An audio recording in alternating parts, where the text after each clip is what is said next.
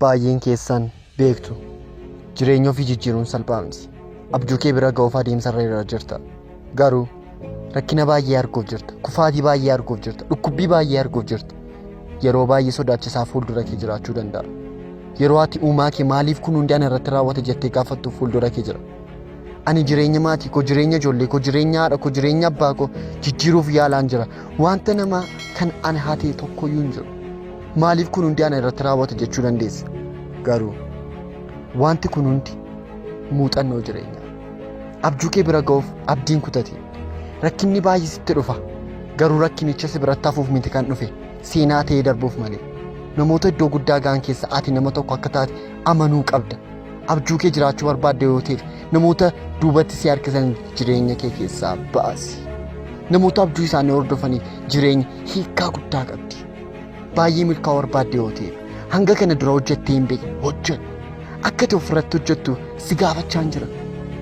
Akka ati ofirratti hojjettu ani abjuu koodhaaf duufiyyuu qophaa'aadha. Kana hanga fedhe na rakkisuu danda'a. Garuu gochuuf duubatti hin deemu.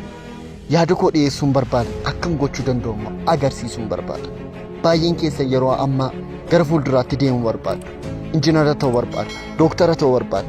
Artistii ta'uu barbaadu. Na dhaggeeffadhu. Iddoo yaadde sana hin geessu. Ikoonomiidhaan iddoo yaadde sana hin geessu. Hanga sammuu kee irratti hojjettutti kitaaba dubbisaa hin jirtu. Wantoota iddoo ati yaaddu sana bira si geessisuu danda'an dubbisaa hin jirtu. Yeroo muraasaaf yeroo ofii keef kenni. Of dhaggeeffadhu. Ani eenyuuf hin jedhu. Yeroo eenyummaa kee bartu, yeroo dandeettii kee bartu, waan yaadda hojjechuun siif salphaadha. Sammuu kee irratti hojjedhu. Ammayyuu waa'ee abjuu kee haasa'u, ammayyuu waa'ee galma kee haasa'u. Garuu waan tokkoyyuu hin hojjenne teennaan kee tarkaanfii tokko hojjedhu. Maatii kee boonsuu dandeessa. Mana barumsaa kee boonsuu dandeessa. Jireenya namoota miiliyoonaan lakkaa'amanii jijjiiruu dandeessa. Sababni isaas ati kara kanaa dhufte.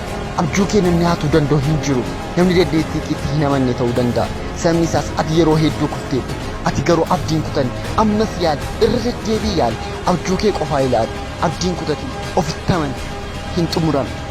Aangaan hin abjuu kee jiraachuu danda'a.